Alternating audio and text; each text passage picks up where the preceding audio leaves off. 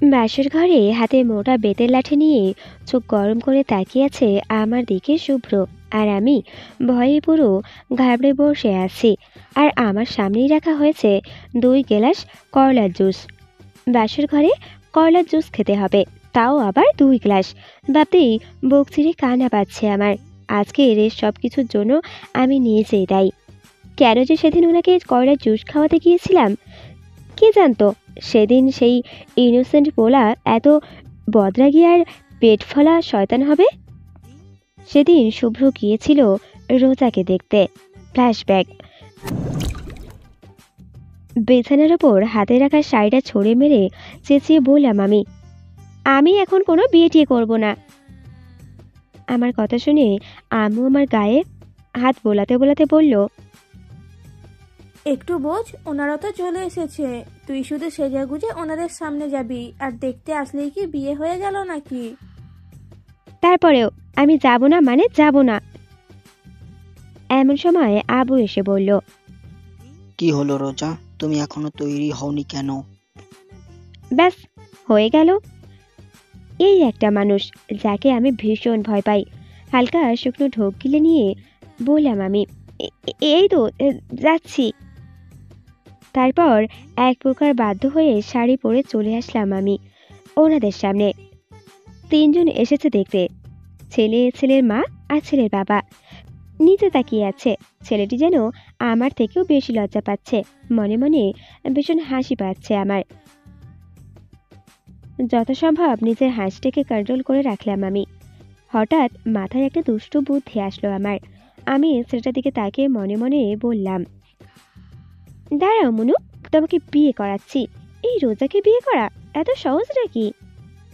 কেউ কিছু বলার আগেই আমি ফট করে বলে উঠলাম, আমি ছেলের সাথে আলাদা কথা বলতে চাই।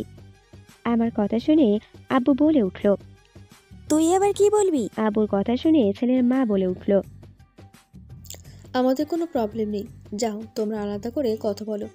এমনিতেও বিয়ের আগে নিজেদের জেনে নেওয়া উচিত। ব্যাস, কেল্লা ফতে। ঠোঁটে রহস্যময় হাসি নিয়ে ভেতরে রুমে গেলাম আমি। শুভ্রও আসলো আমার পেছনে পেছনে। আগের থেকেই সব ঠিক করে রেখেছিলাম, খালি এই সুযোগটার অপেক্ষায় ছিলাম। রুমে ঢুকেই সোজা ধপাস করে বিছানায় বসে পড়লাম আমি। আর শুভ্র চুপচাপ করে দাঁড়িয়ে রইল। তাকে দেখে কেমন যেন হাসি পাচ্ছে আমার। আমি এক রহস্যময় হাসি দিয়ে বললাম, ওখানে দাঁড়িয়ে আছেন কেন? এখানে এসে বসুন। শুভ্র একটা ইনোসেন্ট মার্কা ফেস নিয়ে বসে পড়ল সামনে। শুভ্রকে বসতে দেখে আমি দাঁড়িয়ে বললাম, আপনি বসুন, আমি এখনই আসছি। শুভ্রের উত্তরের অপেক্ষা না করেই চলে আসলাম আমি। কিছুক্ষণ পর 1 গ্লাস করলার জুস এনে রাখলাম শুভ্রর সামনে। তারপর হাতে একটা লাঠি নিয়ে বলে উঠলাম আমি, আমার বিয়ে করার খুব শখ তাই না? আজকে সব শখ ঘুচিয়ে দিব। শুভ্র একটু ভীতু গলায় বলল, মানে? মানে বোঝাচ্ছি। এই বলে শুভ্রর হাতে দিলাম করলা জুসটা। তারপর বলে উঠলাম, এই পুরো জুসটা খেতে হবে আপনাকে। তারপর বাইরে গিয়ে বলবেন, আপনাকে আমার পছন্দ হয়নি, বিয়ে হবে না। কেন বিয়ে হবে না? শুভ্রের এমন নেকা কণ্ঠ শুনে গা পেতে চলে যাচ্ছে আমার। আমি শুভ্রর দিকে ঝুঁকিয়ে বললাম, আমি আপনাকে বিয়ে করব না। কেন বিয়ে করবেন না? কারণ আমি এখন বিয়ে করতে চাচ্ছি না। বলেই শুভ্রের মুখের ভিতরে জোর জবরদস্তি করে করলা জুসটা খাইয়ে দিয়ে বললাম, কেমন লাগে সোনা? উত্তরে শুভ্র কিছুই বলতে পারল না। হাত পা লাফালাফি করছে সে। পুরো একেবারে করলা জুস শুভ্রকে খাইয়ে দিয়ে বললাম, যা করতে বলেছি যদি না করেন তাহলে বিয়ের পর রোজ রাতে 2 গ্লাস করে করলার জুস খাইয়ে দিব। আমার এমন কাজে শুভ্র পুরো কেঁপে উঠল। সাথে ছাড়া পেতেই বার কয়েক শ্বাস একসাথে নিয়ে নিল সে। তারপর কাঁপা কাঁপা গলায় বলল, ঠিক আছে, আপনি যা বলবেন তাই হবে। আমার তো শুভ্রের কথা শুনে লুঙ্গি ড্যান্স দিতে ইচ্ছে করছিল। আমি নাচতে নাচতে বললাম, আর একটা কথা, যদি এখানে যা করেছি তা যদি বাইরে গিয়ে বলেন তাহলে আপনার একদিন কি আমার একদিন। আমার ধমকে পুরো কেঁপে উঠল শুভ্র। তারপর বলল সে, কেউ জানবে না তাহলে, এখন চাই আমি। হুম, তবে যা বলেছি তার কথা যদি এদিক ওদিক হয় তাহলে। আমার কথা শেষ হওয়ার আগেই শুভ্র ঘাবড়ে গিয়ে বলল। জানি আমি। তারপর হনহন করে চলে গেল সে। আমি তো মহা খুশি, শেষ পর্যন্ত বিয়েটা আটকাতে পারলাম। এই নিয়ে 10টা পোলারে করলা জুস খাইয়ে বিয়ে বন্ধ করলাম। উফ, কি যে শান্তি, ভেবেই আনন্দ লাগছে আমার। তারপরও আমি নাচতে নাচতে চলে গেলাম বাহিরে। বাহিরে গিয়ে যা শুনলাম, শুভ্র নাকি বিয়ের জন্য রাজি হয়ে গেছে। ওনার কথা শুনে চোখ আমার চড়ুই গাছ। তারপর শুভ্র আর তার ফ্যামিলির সবাই হাসি খুশি চলে গেল তাদের বাড়িতে। টানা 15 দিনের পর আমার আর শুভ্রের বিয়ে ঠিক হলো। খুব সুন্দরভাবেই, কোনো ঝামেলা ছাড়াই বিয়েটা হয়ে গেল। আমার তো ইচ্ছে করছিল বিয়ের মতোই শুভ্রর মাথাটা বাড়ি মেরে ফেলে দিতে। শালা কি শয়তান, এক গ্লাস জুস খাওয়ালাম, তারপরও কিনা রাগে গাপ্পিতে জ্বলে যাচ্ছে আমার। বাসর ঘরে এক প্রকার রাগ নিয়ে বসেছিলাম। ইচ্ছে তো ছিল শুভ্র আসলেই ওর মাথায় বাড়ি মেরে ফেলে দিব, কিন্তু শুভ্র যা করলো, ধমক দিয়ে আমায় বসিয়ে দিল। আমার ভাবনার মাঝে শুভ্র চেঁচিয়ে বলল। কি হলো, খাচ্ছ কেন? আমি অসহায় দৃষ্টিতে তাকিয়ে রইলাম শুভ্রর দিকে।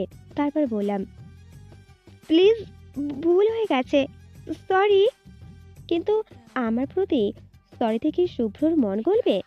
শুভ্র ধমক দিয়ে বলল। তুমি কি চাও তোমার মতো জবরদস্তি করে খাওয়াই আমি? শুভ্রের কথা শুনে গা হাত পা ঠান্ডা হয়ে যাচ্ছে আমার। শুভ্র তার হাতের লাঠিটা টেবিলের সজোরে বাড়ি মেরে বলল। কি হলো, খাচ্ছ না কেন? খাও বলছি। শুভ্র ধমকে পুরো কেঁপে উঠলাম আমি। তারপর আল্লাহ আল্লাহ করতে করতে একটুখানি কয়লার জুস মুখে দিতেই জোয়ার শক্ত হয়ে আসছে আমার। ইয়া, থু, কি তিতা! শুভ্র তখনও গম্ভীর হয়ে আছে। আমি বুঝতে পারছি উনি রেগে বোম হয়ে আছে পুরো, যখন তখন ফেটে যাবে। আমি শুকনো ঢোক গিলতে গিলতে আবারও কয়লার জুসের গ্লাসটা হাতে নিলাম। তারপর শুভ্রকে হাতের ইশারায় বললাম, ওইদিকে দেখুন, একটা তেলা পোকা। কিন্তু শুভ্র তাকালো না, রাগের দৃষ্টিতে তাকিয়ে রইল সে আমার দিকে। হালকা দাঁত কেলিয়ে দিয়ে বললাম, ওই দেখুন, আজকে আকাশটা কত সুন্দর। এবারও তাকালো না শুভ্র, আচমকা চেঁচিয়ে উঠে বলল, তোমার কোনো চালাকি চলবে না, তাড়াতাড়ি খাও। আমি এদিক সেদিক চাই, আর তুমি জুসটা ফেলে দাও। বোকা পেয়েছো আমায়? প্রথমে তো সেটাই ভেবেছিলাম। কি বললে তুমি?